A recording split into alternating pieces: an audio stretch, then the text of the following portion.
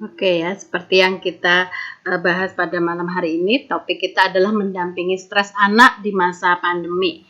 Nah, kalau kita perhatikan masa pandemi ini ternyata kan cukup lama ya, mulai tahun lalu sampai hingga tahun ini ya kita mengalami masa-masa pandemi ini. Dan kita melihat adanya tantangan, misalnya dalam berita atau di bulan September tahun lalu ya, itu ada suatu peristiwa bahwa ada seorang ibu itu membunuh anaknya gitu ya.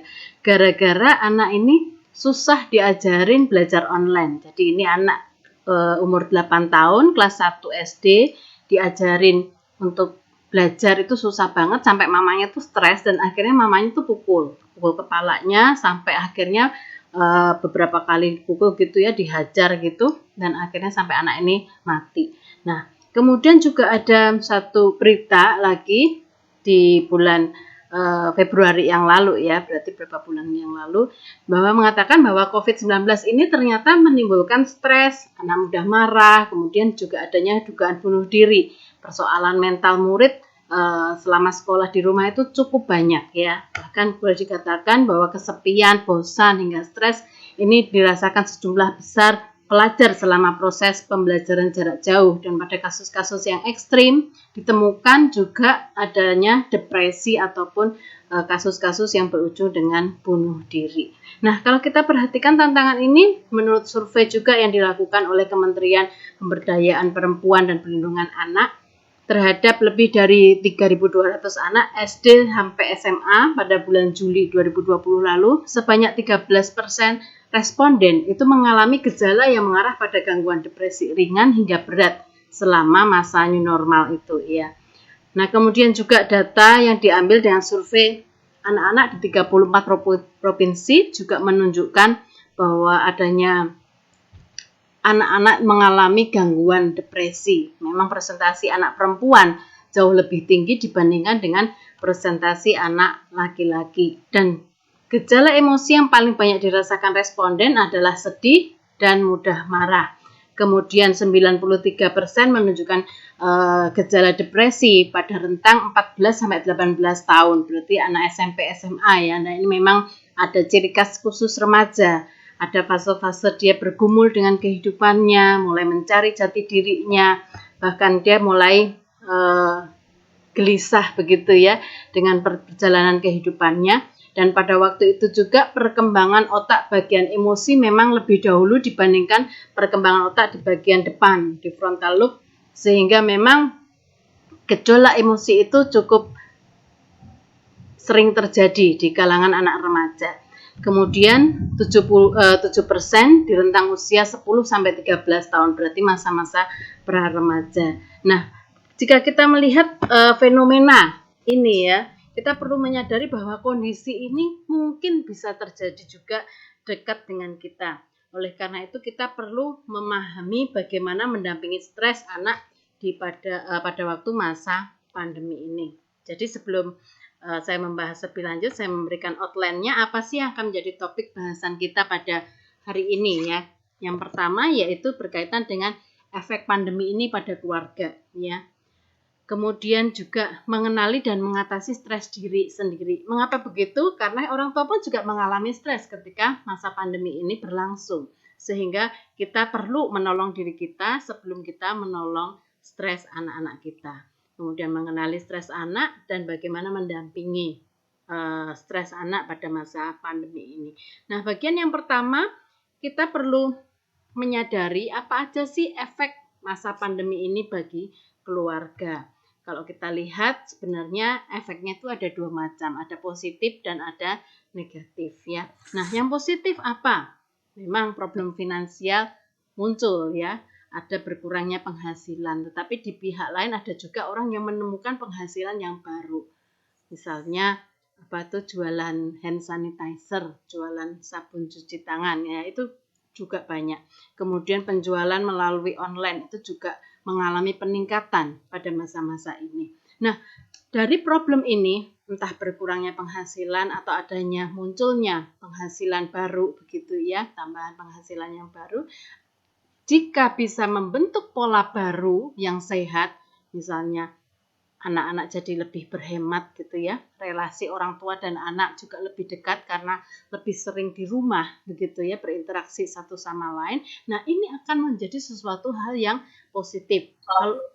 Kalau dulu misalnya papa pekerjaan di luar kota atau pekerjaan yang sering kali meninggalkan rumah begitu ya, karena ada pandemi ini mau nggak mau bekerja dari rumah sehingga interaksi ketemunya juga lebih sering seperti itu. Nah, kalau ini bisa berlangsung dengan positif, maka akan membentuk suatu kebiasaan baru yang lebih positif juga. Ya, misalnya menjaga kebersihan, makan di rumah saja, saling mendukung, saling membantu dalam pekerjaan rumah tangga dan lain-lain. Namun, ada juga efek negatifnya. Ketika problem finansial tadi itu ternyata membuat problem yang lain, yaitu munculnya problem relasi. Jadi karena berkurangnya penghasilan, kemudian orang tua saling menyalahkan, ya anak juga menuntut, banyak rewel gitu ya. Nah, itu akhirnya menimbulkan problem relasi yang akan membawa sesuatu yang negatif. Sehingga muncullah konflik, muncullah perbedaan tuntutan dan kebutuhan. Nah, ini akan membuat efek dari problem negatif itu semakin besar sehingga akhirnya muncul problem emosi. Orang tua mudah stres, anak juga stres, marah-marah dan lain-lain. Nah, inilah yang terjadi dalam masa pandemi ini. Kalau kita lihat memang secara global orang nggak bisa pergi kemana-mana itu juga menimbulkan stres ya. Dan pukulan ekonomi di tahun yang lalu, kayak kalau tahun sekarang mungkin sudah agak mulai stabil untuk ekonomi, tapi beberapa kuartal yang lalu itu terjadi pukulan yang luar biasa sehingga kadang juga menghancurkan perekonomian beberapa keluarga yang terdampak pandemi. Demikian juga data dari Perhimpunan Dokter Spesialis Kejiwaan ya, Dokter Jiwa Indonesia. Dalam 5 bulan pandemi di Indonesia, berarti ini kira-kira dia mengambil data sekitar bulan Juli ya, ditemukan dari 4.010 orang yang swapriksa, jadi yang ngisi kuesioner begitu ya. Nah, mereka tuh menjawab kuesioner ini, ditemukan 65% itu mereka mengalami kecemasan. Kemudian 62% mengalami depresi dan ada 75% mengalami trauma. Dan masalah psikologis terbanyak ditemukan dalam kelompok usia 17 sampai 29 tahun. Jadi anak-anak SMA gitu ya, sampai anak-anak orang yang kerja produktif dan lansia ya di atas 60 tahun. Nah, itu banyak gejala-gejala yang ditemukan di situ.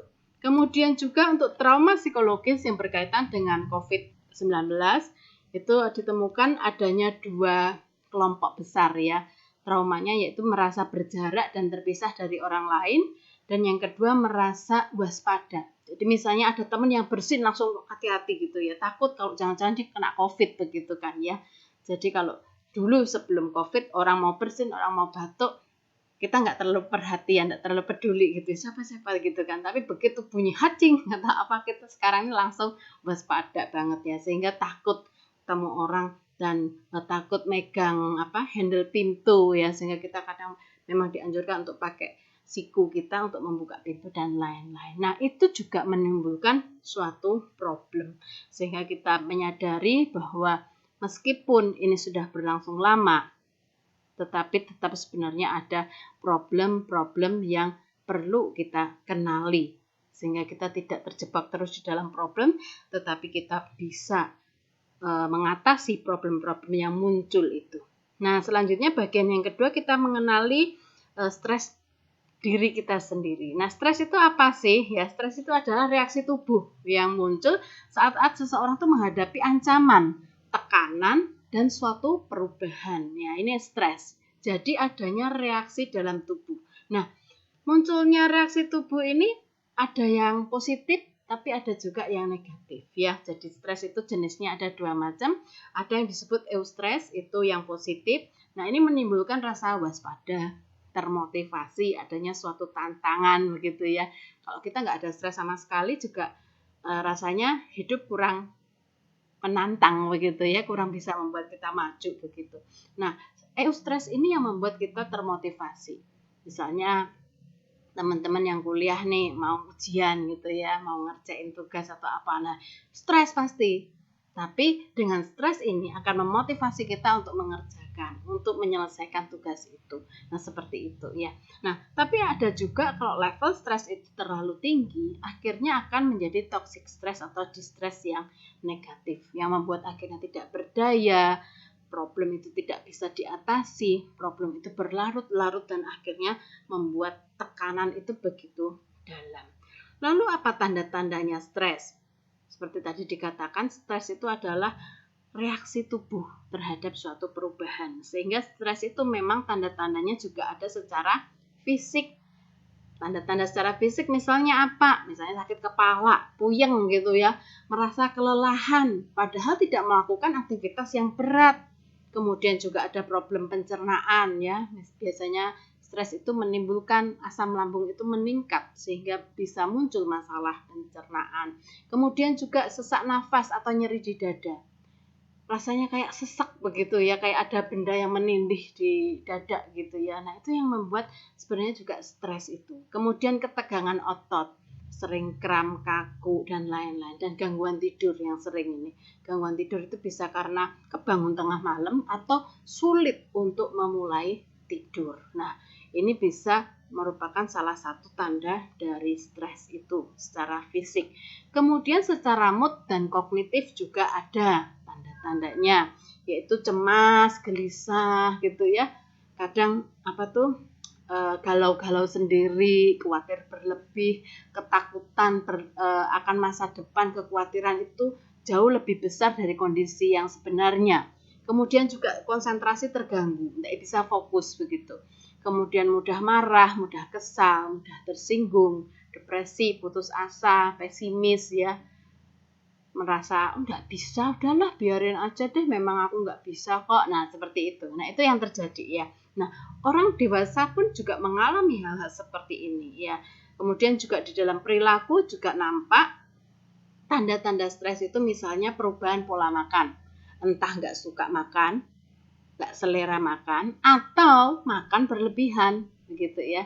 Kemudian juga marah-marah, menarik diri, malas gerak gitu ya, mager istilahnya.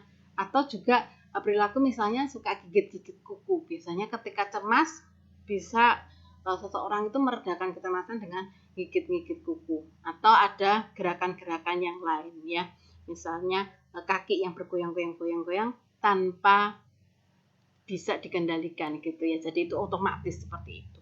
Nah, itu bisa terjadi, yaitu tanda-tanda dari stres itu sendiri.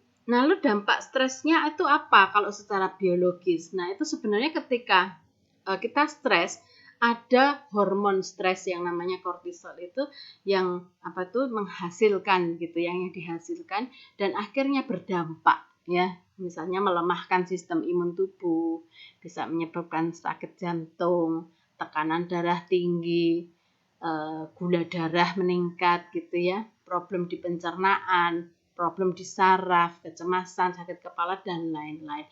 Jadi ini berkaitan secara biologis, itu juga ada secara hormonalnya. Nah, sekarang kita coba melihat bagaimana kita mengatasi stres diri di masa pandemi ini ya. Nah, yang pertama kita perlu menerima kenyataan. Kenapa kok perlu menerima kenyataan? Hal ini merupakan sesuatu yang penting. Ketika kita tidak bisa menerima kenyataan, pikiran kita itu akan berpikir seandainya, andai saja, jikalau. Nah, itu akan terus membuat rasa kecewa itu makin berlipat-lipat ya dalam diri kita. Itu yang akan membuat makin galau, akhirnya overthinking seperti itu. Sehingga menerima kenyataan itu sesuatu hal yang penting. Kita tidak bisa mengubah situasi di sekitar kita. Apalagi misalnya menyalahkan orang di Wuhan itu gara-gara makannya nggak benar, atau menyalahkan macam-macam lah ya. Nah, itu akan membuat kita tuh makin stres dan kita makin tidak berdaya. Nah, yang kedua, kita juga perlu seleksi informasi. Jadi kita perlu membatasi informasi yang membuat kita stres. di awal-awal pandemi kadang kita ikut memantau ya, dari datanya COVID itu hari ini berapa yang ada kasus baru, berapa yang sembuh, berapa yang meninggal. Mungkin kita mengikuti berita itu. Tapi terus mengikuti lama-lama kita jadi stres begitu. Sehingga kita perlu membatasi informasi yang membuat kita stres. Kadangkala kita perlu istilahnya istirahat ya dari berita-berita yang membuat kita cemas, galau dan lain-lain. Kemudian yang ketiga, kita perlu beradaptasi. Ini menyesuaikan diri kita dengan perubahan. Jadi berkaitan dengan yang pertama tadi menerima kenyataan, kita perlu juga beradaptasi, menyesuaikan diri dengan perubahan, fleksibel di tengah ketidakpastian. Lah ini yang kadang susah ya.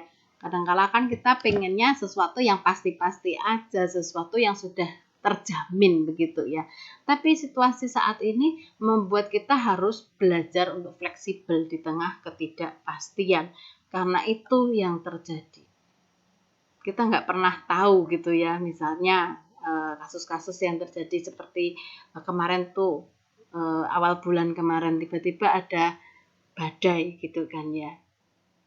Terus gempa bumi, itu kan sesuatu yang nggak terduga. Alam yang bertindak seperti itu ya, mekanisme alam yang terjadi seperti itu. Mungkin ada peringatan bencana, tapi kadang-kala kita kan agak terlambat ya dalam meresponinya, sehingga memang bisa terjadi seperti itu. Kemudian juga kita harus tetap produktif di tengah-tengah pandemi ini. Jangan kita membiarkan diri kita terjebak di dalam ketidakberdayaan dan hanya menunggu nanti kalau sudah selesai aku akan begini. Jangan. Kita tetap produktif meskipun kondisinya saat ini masih dalam situasi pandemi. Jadi tetap fleksibel, tetap produktif di tengah-tengah situasi yang mungkin tidak ideal buat kita. Kemudian yang berikutnya kita perlu relaksasi. Nah, relaksasi ini sebenarnya untuk menurunkan kecemasan kita. Dengan relaksasi ini stres tadi itu ya bisa lebih turun dan tubuh kita juga bisa lebih nggak tegang begitu ya kan tadi stres membuat otot juga kaku. Nah sehingga kita perlu untuk berelaksasi untuk meredakan kecemasan dan ketegangan dalam tubuh kita. Ya ini nanti juga ada mindfulness. Mindfulness itu apa? Mindfulness itu kita hadir dalam tubuh kita dan pikiran kita. Ya, jadi pikirannya nggak lari kemana-mana. Jadi boleh dikatakan mindfulness adalah tindakan yang secara sadar berusaha untuk memfokuskan pikiran pada hal yang ada saat ini tanpa mengomentari atau menghakimi dan tanpa menjadi terikat dengan situasi atau waktu saat ini. Jadi misalnya saat ini kita bisa menggunakan 5 indera ya, 5 senses ini. Misalnya apa yang kita lihat, oh laptop, oh ada bolpen warna biru, tanpa berkomentar. Kemudian apa yang kita dengar misalnya, oh ada suara sanyo ya, ini di rumah saya kan pakai sanyo, sanyonya lagi bunyi, oh ada suara mesin ya, ada suara ini. Nah itu kita benar-benar hadir secara fisik dan secara jiwa kita ya, jadi tidak melayang kemana-mana. Nah mindfulness ini yang akan membuat kita tuh mendarat kembali dalam realita. Kita tidak hidup di dalam seandainya, kita tidak hidup di dalam bayangan-bayangan kita ya ataupun ketakutan kita, tetapi kita hidup benar-benar here and now ya. Kita benar-benar mindful, benar-benar fokus pada apa yang kita hadapi. Nah itu yang akan membuat kita bisa lebih baik. Misalnya kita mandi nih ya, mandi kita rasakan pancuran airnya itu kalau pakai shower ya, itu juga akan membuat kita bisa lebih tenang. Jadi nggak asal pokoknya cepet atau makan kita pokoknya nggak ngecap gitu ya, pokoknya kunyah telan. Nah itu kita nggak mindfulness tuh, kita nggak menikmatin ya, kita nggak hadir. Tangannya nyendok makanan, mulutnya ngunyah, tapi pikirannya di tempat yang lain. Nah itu nggak mindfulness ya. Kita coba belajar untuk mindfulness dalam kondisi apapun, sehingga kita bisa menikmati hidup kita itu dengan lebih baik, lebih rileks begitu. Oke, kemudian bagian yang ketiga kita akan mengenali stres pada anak ya. Apa saja sih sumber stres anak di masa pandemi? Tadi Kenneth juga sempat nyebut ya, tugasnya banyak gitu-gitu ya. Nah, itu memang jadi salah satu sumber stres. Karena perubahan situasi hidup. Dulunya mereka bisa ketemu teman-teman di sekolah untuk bermain, belajar, tapi sekarang mereka harus di rumah bersama dengan orang tua. Kalau relasi dulunya dengan orang tua baik gitu ya, perhatian orang tuanya, dia bisa cerita apa adanya, ya enak, anak ya nyaman gitu ya.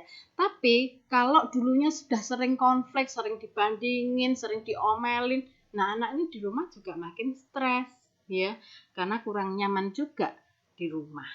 Nah, akhirnya ada juga ini bosen, gejala bosen itu juga membuat stres.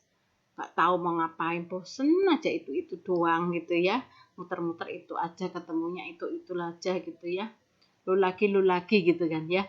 Nah, kemudian juga adanya interaksi sosial yang terbatas. Ini juga membuat stres. Anak-anak bisa bermain, bisa ketawa sama teman-teman, nah itu sebenarnya membuang stresnya mereka. Tetapi karena sekarang masa pandemi, mereka terbatas interaksinya, yaitu juga membuat mereka merasa tidak bisa bergerak.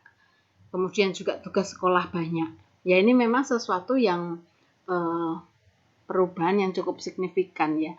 Kalau pembelajaran tatap muka, guru bisa tahu proses anak ini belajar bagaimana, dia memahami materi bagaimana begitu ya. Tapi karena belajarnya di rumah, sehingga penilaiannya itu ya dari tugas-tugas yang dikerjakan seperti itu.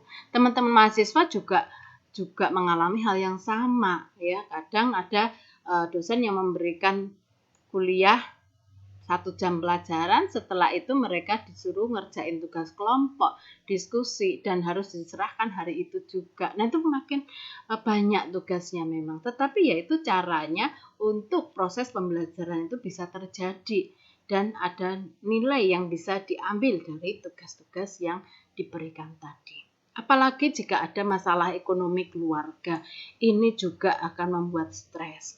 Kadang orang tua kalau sudah masalah ekonomi itu ya, berantem di depan anak misalnya. Atau anaknya diomelin gara-gara minta sesuatu gitu ya, misalnya minta jajan. Udah ngomelnya rentetannya terlalu panjang, sampai nyinggung papamu nih, gajinya dipotong gini. Waduh, anak tambah stres. Ya ampun, padahal aku cuma minta permen, ngomelnya panjang banget misalnya kayak gitu ya. Nah itu juga bisa menimbulkan stres, sehingga anak kan tidak berani mengutarakan keinginannya karena takut makin dimarahin. Nah sehingga juga ada muncul problem interaksi di rumah. Ini juga sebagian besar yang terjadi ya, karena memang awalnya relasinya kurang baik di rumah, sehingga ketika harus berada di rumah saja itu akan menimbulkan problem yang cukup berat. Kemudian juga adanya kesulitan belajar. Saya membayangkan anak-anak yang kelas 1 SD ya, atau anak-anak TK, itu sulit sekali untuk orang tua bisa ngajarin. Saya ingat dulu anak saya waktu TK tuh kan diajarin nulis sama gurunya. Saya ngajarin aja, aduh kok bikinnya nggak lurus ya, kok nggak bisa bagus, bentuknya keriting-keriting gitu ya. Nah itu kadang saya bingung, ngajarinnya gimana, saya pegangin tangannya, dia lama-lama juga nggak suka kan ya. Tapi gurunya itu bisa ngajarin di sekolah. Anak ini bisa baca, bisa tulis.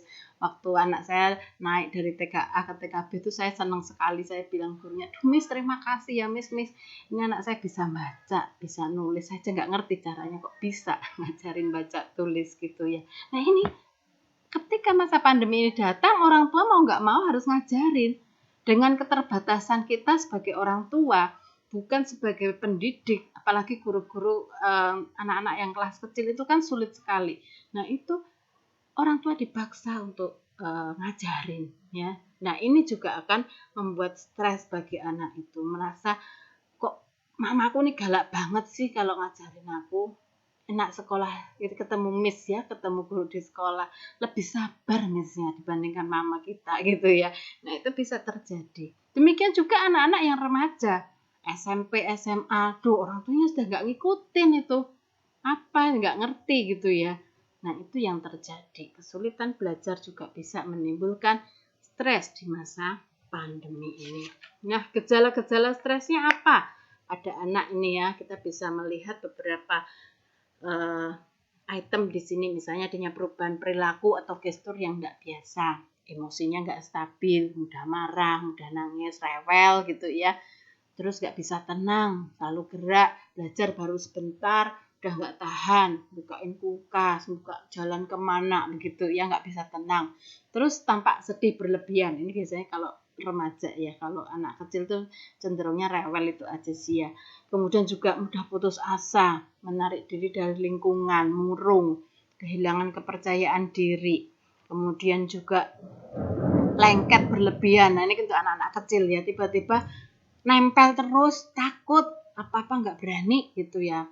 Pengennya nempel sama pengasuhnya terus. Kemudian gangguan tidur, sulit tidur ya, sering terbangun. Kemudian mimpi buruk, sulit konsentrasi, nafsu makan menurun, ngompol. Ada anak yang sudah nggak biasa ngompol gitu ya. Jadi ada anak-anak yang TK ataupun SD kelas kecil gitu ya. Bisa aja terjadi ketika dia stres itu bisa ngompol, nggak bisa mengendalikan itu.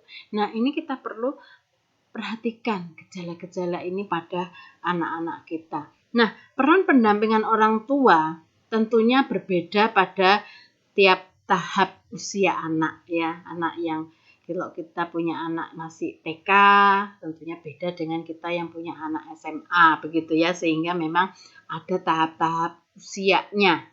Jadi disesuaikan usia 0 sampai 5 tahun beda dengan yang 6 sampai 12 tahun, ini anak SD. Kemudian anak SMP, SMA, remaja beda juga dengan anak-anak yang sudah masuk fase kuliah ya. Nah, untuk anak 0 sampai 5 tahun, peran pendampingan orang tua itu dengan telling. Telling itu memberitahu, ngajarin gitu ya, ngasih contoh dan diberikan konsekuensi fisik karena mereka belum bisa tahu benar salah itu ya, hanya tahu dari konsekuensi fisik. Kemudian juga kontrol dan pengawasan di situ ekstra ketat begitu. Jadi jangan sembarangan pikirnya nggak apa-apa kok masih kecil, nanti dia bisa melakukan sesuatu yang berbahaya tanpa kita sadari ya. Kemudian kalau 6 sampai 12 tahun, nah itu teaching yang mengajarkan, beri contoh, ngajak berpikir konkret karena memang kalau anak SD itu pikirannya konkret. Jadi kalau kita sebagai orang tua ngajarin sesuatu yang nggak konkret, itu susah. Misalnya jelasin tentang kambium, apa itu kambium? Ya, saya dulu ingat waktu anak saya SD juga gitu. Kambium itu apa? Cairan di antara kulit kayu apa? Ya udah sini lihat kayunya nih, ada pohon belimbing dikopek dikit nih, ini kambium gitu ya. Nah, itu konkret. Kalau nggak diberikan contoh konkret itu membuat mereka tuh sulit ya, sehingga perlu ada sesuatu yang konkret, entah gambar atau bendanya itu sendiri. Sehingga kadang kalau di pembelajaran jarak jauh kadang disuruh buat percobaan gitu ya. Nah, itu tujuannya apa? Supaya anak tahu secara konkret. Dan perlu orang tua itu menjawab berbagai pertanyaan. Kadang anak itu kan kalau tanya nggak berhenti-berhenti ya. Kadang anak TK juga gitu. Mulai TK tuh sudah mulai tanya terus. Nah, kalau kita jawabnya, nggak tahu lah mama nggak ngerti. Nah, itu dia akan membuat dia nggak mau nanya lagi.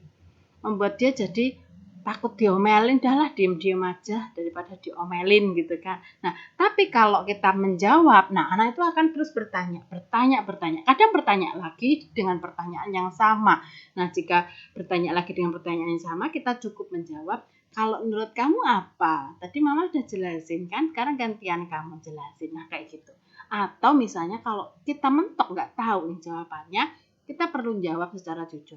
Waduh, yang ini mama nggak tahu. Mama tanya Google dulu ya, mama cari informasi dulu, nanti mama ceritain ke kamu. Nah, kita perlu belajar seperti itu. Sehingga anak-anak kita itu mempunyai rasa ingin tahu, ingin belajar dengan lebih baik. Sehingga tidak hanya menerima gitu ya, tapi dia punya antusiasme untuk belajar. Kemudian juga melatih tanggung jawab. Ini pun bertahap. Ya, biasanya kalau anak kelas 1, kelas 2 kita masih ngecekin belajarnya apa gitu ya, dari gurunya itu dikasih modulnya apa aja. Nah, kita ngecekin, kita wajib dampingin. ketika anak sudah kelas 3, kelas 4 mungkin agak kontrolnya jangan terlalu kencang gitu ya, biar latih dia untuk tanggung jawab, latih dia untuk tahu mana yang harus dikerjakan. Kelas 5, kelas 6 dia sudah bisa bertanggung jawab ya. Kalau ada kesulitan dia boleh tanya ke orang tua. Nah, tapi jangan sudah kelas 6 masih terus diingeti, masih terus kayak diperlakukan kayak anak kelas 1 ya, jangan. Nanti dia nggak bisa mandiri. Nah, kemudian anak 13 sampai 17 tahun itu fasenya participating ya. Jadi dia diajak untuk berpartisipasi gitu ya. Jadi ini melibatkan anak dalam pembelajaran. Dan anak sudah mulai memahami konsep yang abstrak. Ya, jadi kalau remaja sudah memahami konsep yang abstrak. Dan pada fase ini juga ada pembentukan jati diri dan pemilihan karir masa depan. Ini sangat butuh arahan orang tua. Butuh orang tua itu membuka wawasan anak-anak. Sehingga dia tahu, dia tuh sukanya apa, dia pengen jadi apa, dia ingin mengembangkan apa. Ya. Jangan, biarin masih lama aja loh, masih SMP, nanti aja dah kalau SMA. Nanti akan terjadi juga, SMA dia juga nggak tahu mau ngapain. Bahkan sampai kelas 3, ya sudahlah nanti lihat-lihat aja nanti diterimanya di mana, nah seperti itu. Nah itu bahaya saudara ya. Kalau kita bisa mempersiapkan karir anak kita sejak dia remaja, jadi SMP itu mulai disuruh nyoba, dia sukanya apa sih, pelajaran apa dia sukain, ditekunin. Ditambah misalnya aktivitas-aktivitas pendukung. Nah, itu akan membuat dia jauh lebih matang dalam pemilihan karir di masa depan. Nah, kalau sudah 18 tahun ke atas, nah itu delegating ya, tinggal mendelegasikan. Orang tua memberikan kepercayaan pada anak sehingga mengurangi kontrol dan pengawasan ya. Jadi tidak seperti anak yang SD gitu ya, tapi diberikan kepercayaan. Dipercaya untuk dia punya pilihan, menjalani pilihan itu dengan baik. Nah, ini peran pendampingan orang tua.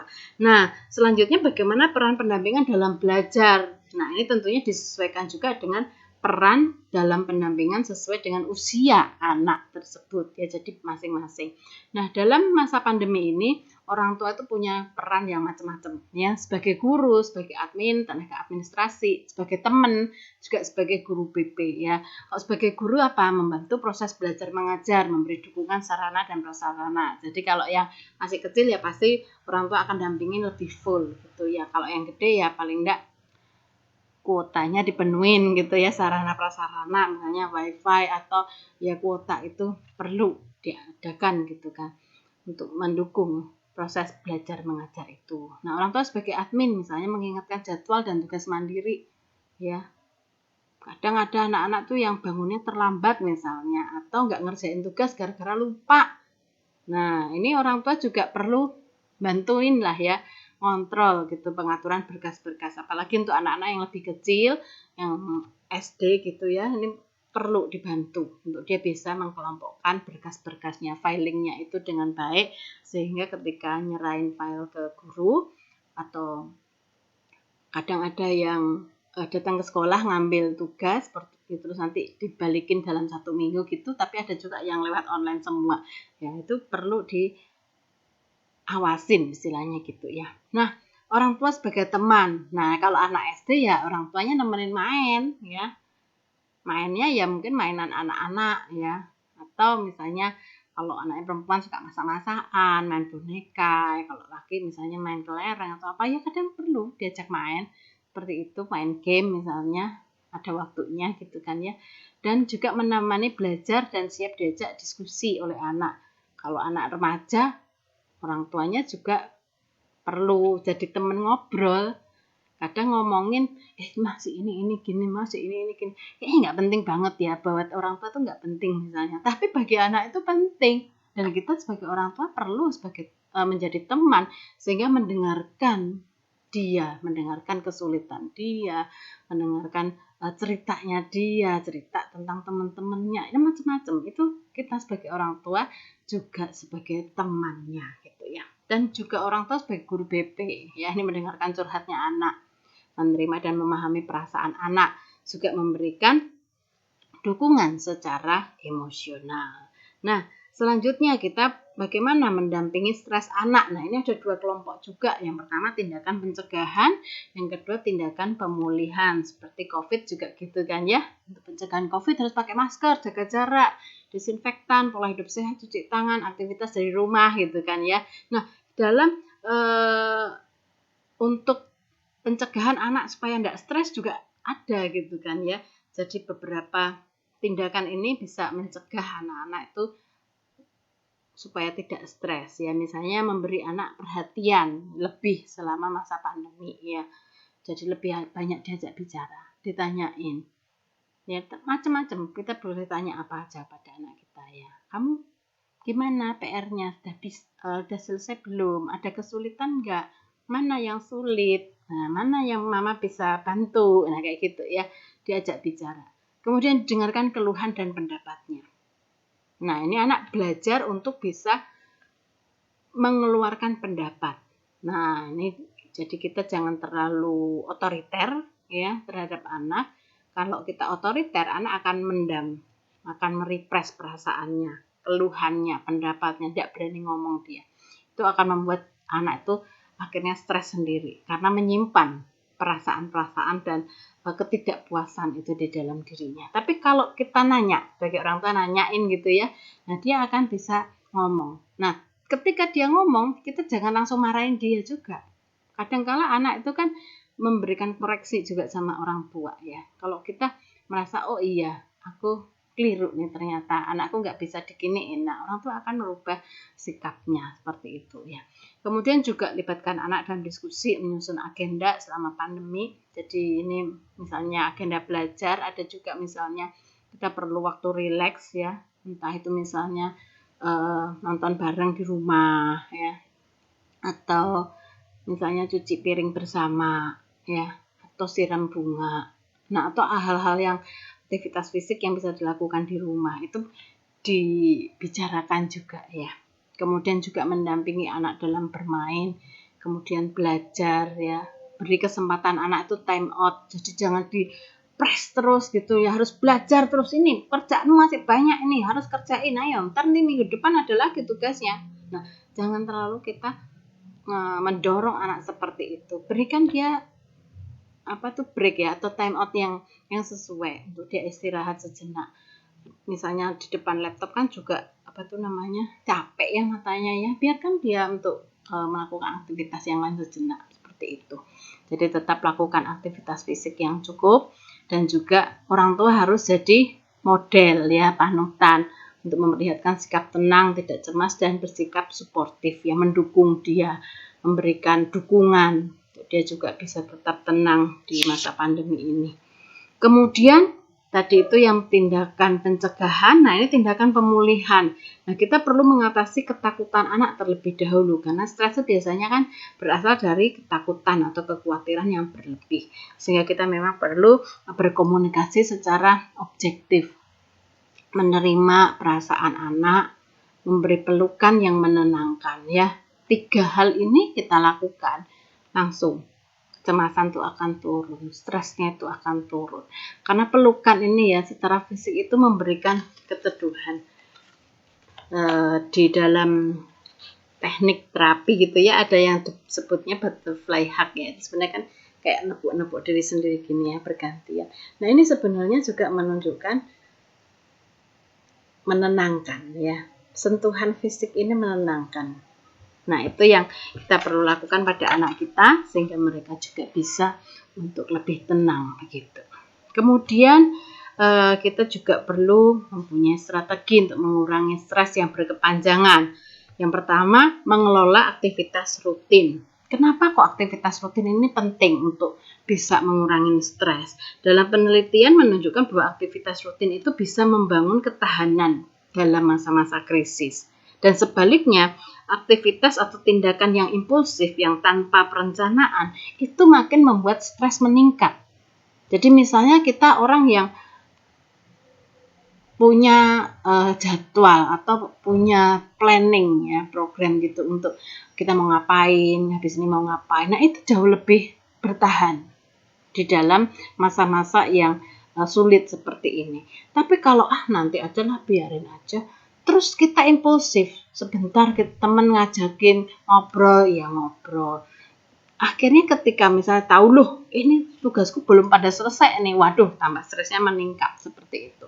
Jadi sebenarnya kita perlu mengelola aktivitas rutin. Jadwal harian itu perlu dikelola dengan baik. Itu akan membuat daya tahan yang lebih stabil begitu ya.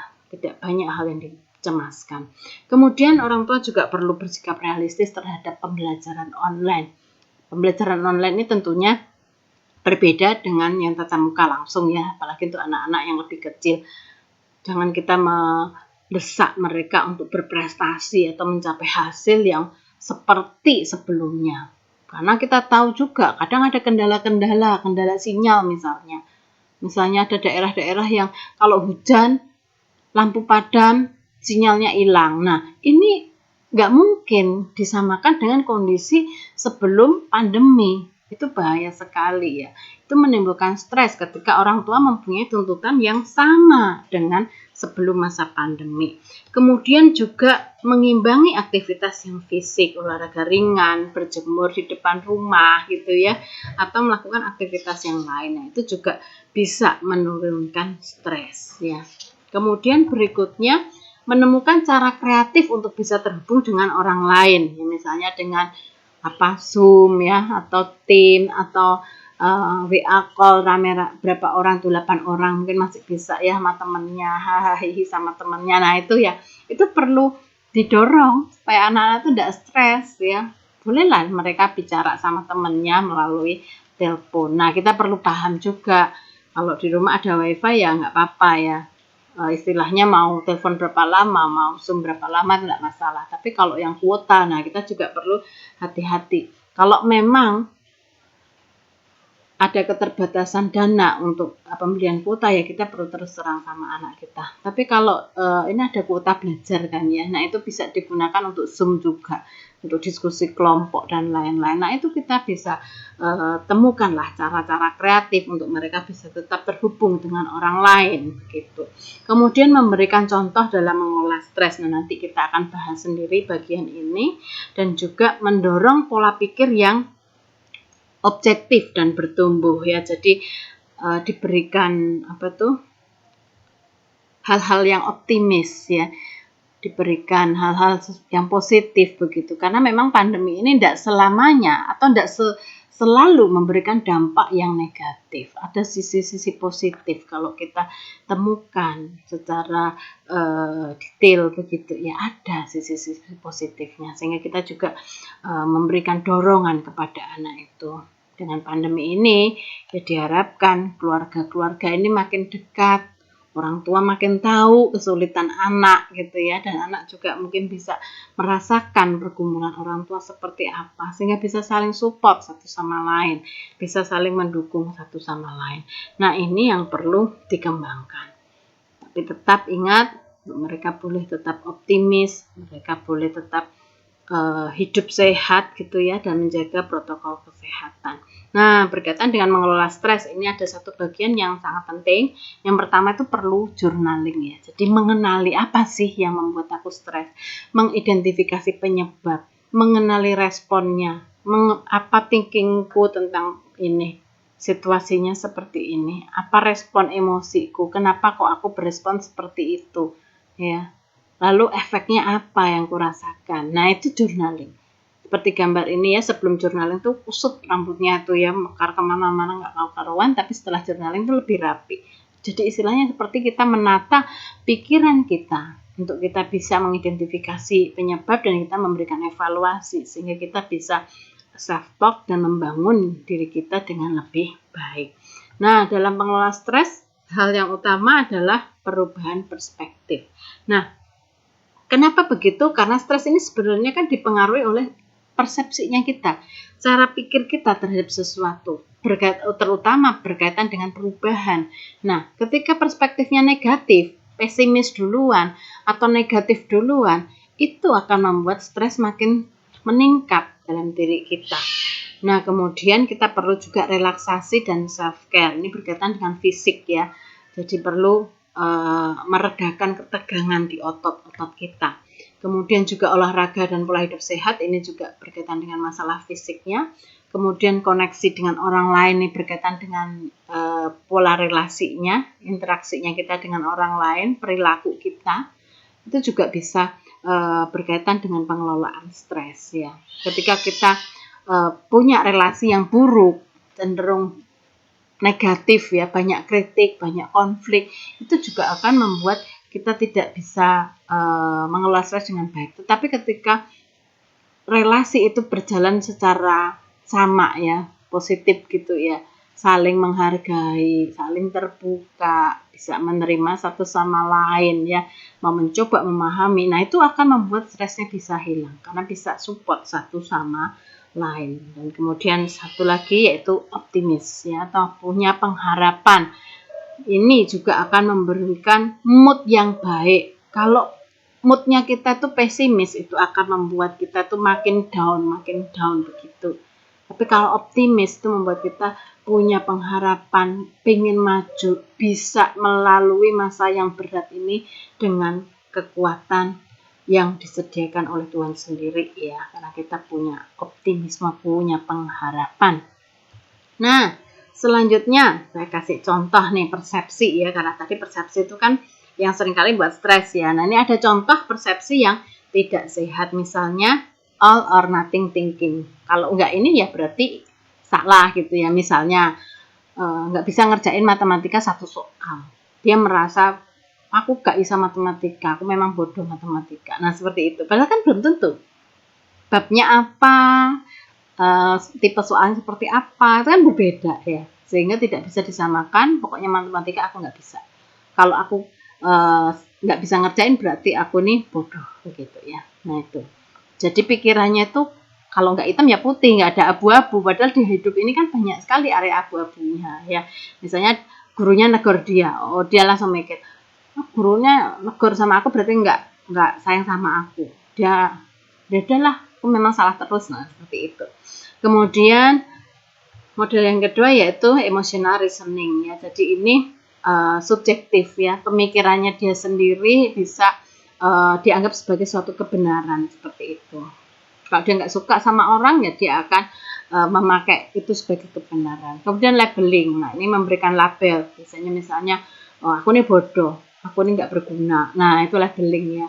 Itu juga akan membuat penilaian kita terhadap diri kita sendiri itu jadi negatif. Kemudian juga ada disqualifying the positive. Jadi ini mengurangi hal-hal yang positif. Jadi kalau dikatakan oh nilainya bagus nih, dia merasa enggak kok ini jelek. Ya. Karena apa? Dia selalu mendapatkan kritikan.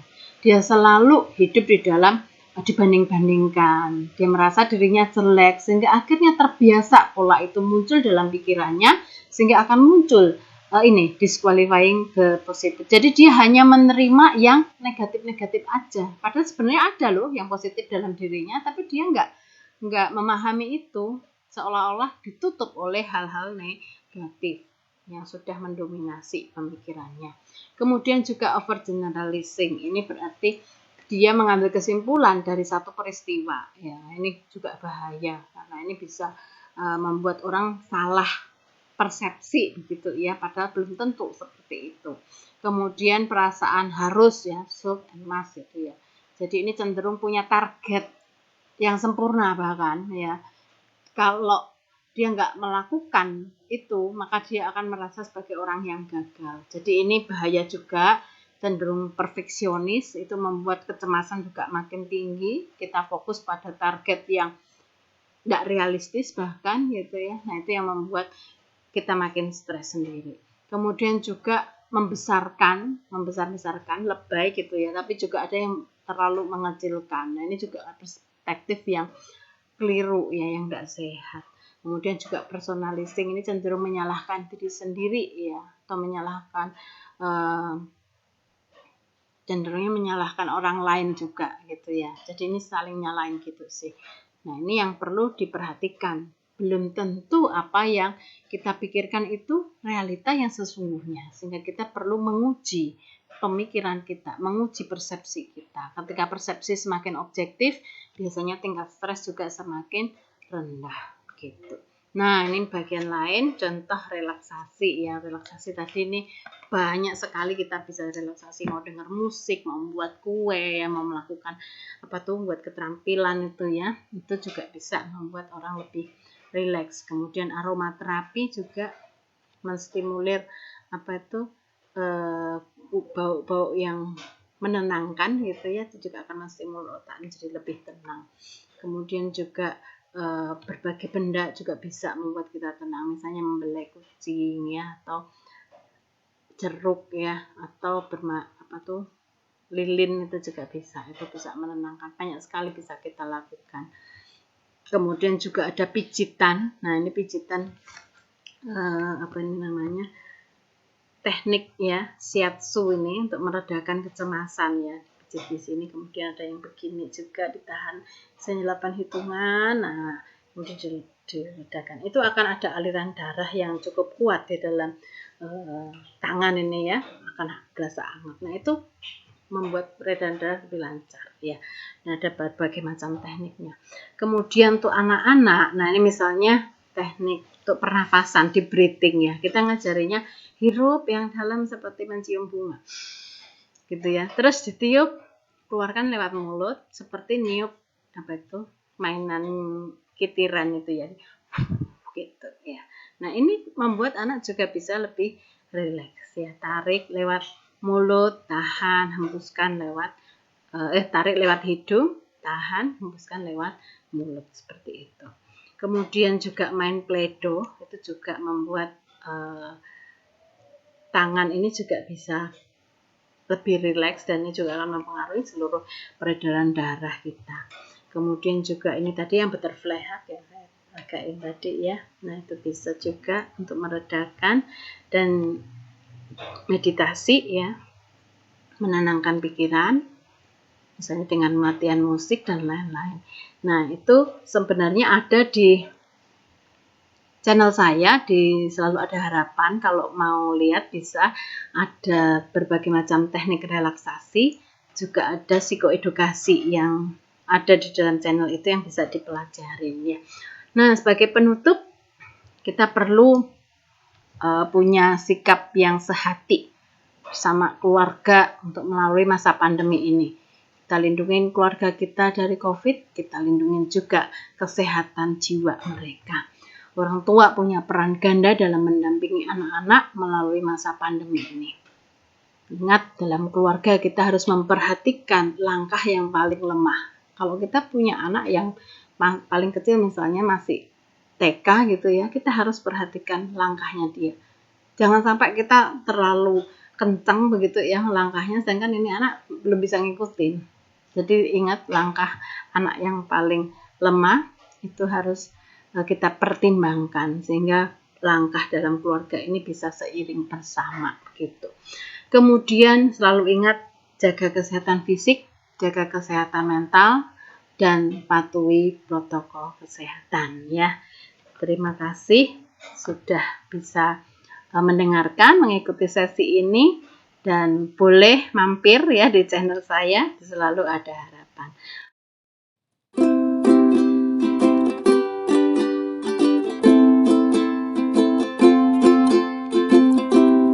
There's a hope in every single thing you do. There's a hope in every single thing I do. So don't give up and face all things in front of you. Just pray and do your best in every single thing you do. Even if you face the stormy cloud and you feel sad, lonely and down, just remember that you're not alone. There's a hope in every single thing you do. There's a hope in every single thing I do.